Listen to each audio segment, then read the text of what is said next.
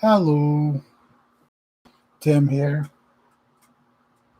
MotorMouth. Maybe I think you can call me.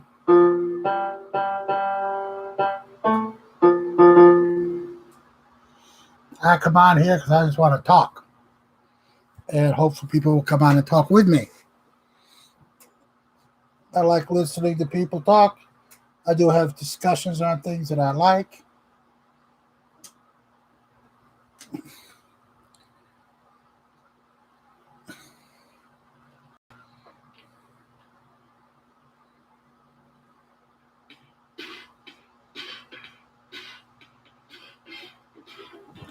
I like listening to music.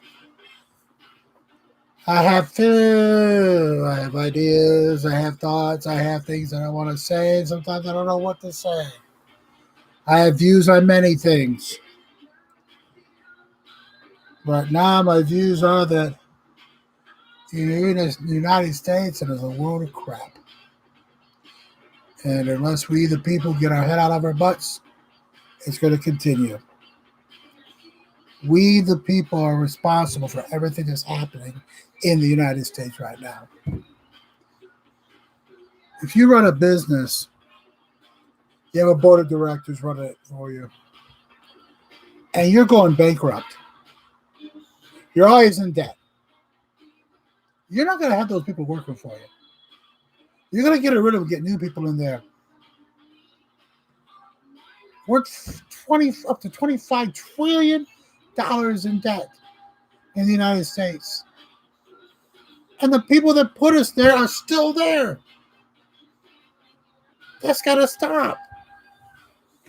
This idea that they can do whatever they want without any repercussions has got to stop. That's just the United States. That's throughout the world. World leaders are forgetting they're nothing without us. Businesses are forgetting they're nothing without the people doing the work. So all these companies that want to so-called streamline everything, they wouldn't even be. Bill Gates would be nothing without the people doing the work. He's forgotten that. Zuckerberg would be nothing without the employees that took the time and effort to build things up there, to build up Facebook. Google would be nothing without the employees to do the job. They've forgotten where they got their businesses from. We, the people. Business is nothing without the people doing the work. They forgot that, and they're forgetting that. And we need to start holding them accountable. I don't know how. That's why I bring this up. It needs to be discussed. We need to talk this over with people and try to find out why it's the way it is. And we need to teach, once again, the process that gets you where you're going. Nothing's handed to you. You have to earn it. All these businesses, owners, and everything have forgotten what it took to build their business. They're so big now that the people that put them there are not worthy of them anymore. That's the way with business, and that's the way with government. We put them in, they get in, they start doing their thing, and they forget about the people that put them in. Until election time. Election time, they'll start doing everything to get your vote. So they'll tell you everything you want to hear.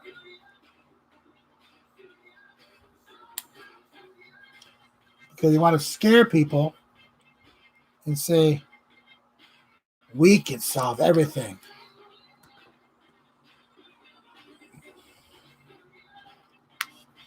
I mean, we put you in the position that you're in, but trust us, we'll get you out of it. A lot of them have been saying that for 30 to 40 years. They're still there. They still haven't done anything. They still haven't done their job. We have to start holding them accountable. We have to start putting the nose to the grindstone and telling these people, you are there for us, not us for you. Your job is to do what's best for us, not the other way around. What that takes is discussion and be able to talk. We don't do enough of that. Most of the time, if you get any talk on anybody, it's how do we insult each other? How do we degrade each other? How do we put people down? We don't talk about how we can create a better life for the younger people. We don't talk about what it'll take to build this country back up again. I'm not saying make it great again. I'm just talking making it where we take pride in what we make. We take pride in what we do. We don't make excuses. We look past excuses. We solve the problem when they come up. I think we've gotten away from that. If you look through history, there's been times where people would travel to the United States to buy an American-made vehicle. There's vehicles from the 70s still running today. That tells you durability. But I think we've gone away from that. We've hurt and gone away from where you build something to last. You're like, well, then people won't buy. No, they'll buy more. Maybe not right away, but they'll buy more. Most people used to buy the car when their children got enough. They hand the car to one of their children, and they buy a new car for themselves. Or they might buy a new car for their child.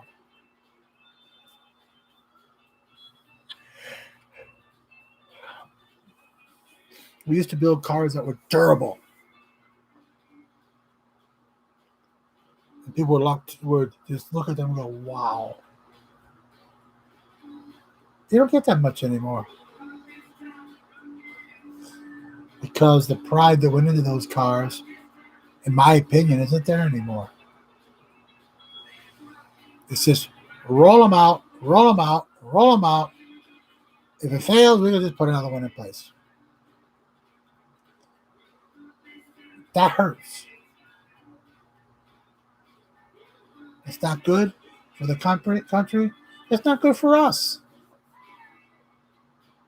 It's up to us, the people, to put the pride back into what we do. That even goes to sports and athletics. Instead of worrying about the money, worry about the game and what you do with it. I know it's not everybody, but when I watch sports, which I don't do much anymore, I see more people more worried about their paycheck, excuse me, than how they play their game. It degrades the game. Emphasize game. It's meant to be fun. Sometimes I don't see them having fun because they're so busy trying to be a business. I think that needs to change. Put some fun back in the business of baseball, football, or basketball. Put some fun back in life. When I was younger, I used to ride my bike. I know you won't look at it with me now, but I'd ride 5 to 10 miles one direction or the other direction. I lived out on a lake. The town I grew up in was like 5 to 10 miles away this way. The town I went to school was this way. So during the summer, I was riding my bike either way to go visit friends. And if I wasn't doing that, I was riding around my neighborhood with friends there. I was always busy. It was rare that I spent a day not doing anything. If there's bad weather, my basement, the house I lived in was big enough, we used to ride our bikes in the basement. Or we use our imagination to be astronauts or bank robbers or something. We had an old car in the garage where we'd use that to pretend we were driving or something. We use our imagination. We'd be astronauts. That's what needs to come back. The youth need to use their imaginations. Having a tablet, having a phone, okay, that's the time it is. But use your brain to think of something. I'm sick and tired of people, oh, I have nothing to do.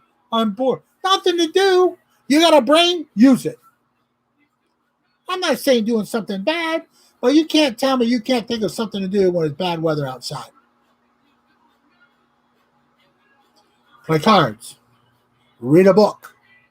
Play games with your family. Even make a group of something. But use your imagination and find something to do. Don't just get into that, well, I can't use my computer, I can't use my tablet, I can't use my phone, so I got nothing to do. I've gone into that rut. I know I have. I have my fan on all the time, phone on all the time. I have my tablet on all the time. That's my fault. That's me being stupid. It's hard not to. I understand that. But we need to start doing that. Start getting your kids outside. Start getting outside, kids. Get out, start using your imagination and having fun. It's there. Fun is there. You just got to be willing to go for it. I had some of the people I talk with, everything they scooter ride, or they skateboard, or they're flipping. They're out doing something. I'm not saying you have to do that, but you can go outside, play basketball, play football, European football or American football, play baseball. But go out and do something with yourself. Don't let yourself be put in a rut where you don't try. And that's the worst thing. I'm speaking from experience. I did that my whole life. When I was younger, I had my friends. My best friend Larry would push me to get me outside, to get me doing something. I knew if I stuck around the house too long, he'd be down there to pull my butt out or knock me flat. Rarely was that, but he'd be out there. So I'd go down at 7 in the morning and roast him up. Sometimes literally roll him out of bed. And by 8 o'clock, 8:30, the day was ours. Then we'd play football, we'd go swimming, basketball, and in the wintertime, we'd be sledding, building snow forts, but we were always active. I don't see that. The town I used to live in, I used to go to the park every summer, and I would pitch on the Little League field so the kids could have a ball game. I'd be the all-the-time pitcher, which is dangerous when you're going 46 feet away. I pitched behind the mound, and my reflexes got real good. The point is, for a while, we have eight people on a team. There was one time we had enough for 3 teams there.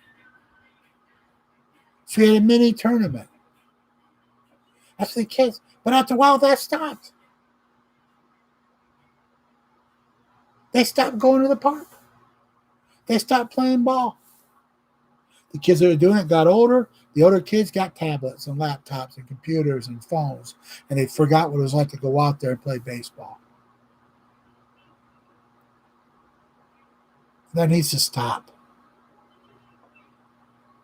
Get outside, play baseball, play football, play basketball, run, swim if you want to swim with people. I mean, just go out and sit and watch the stars at night.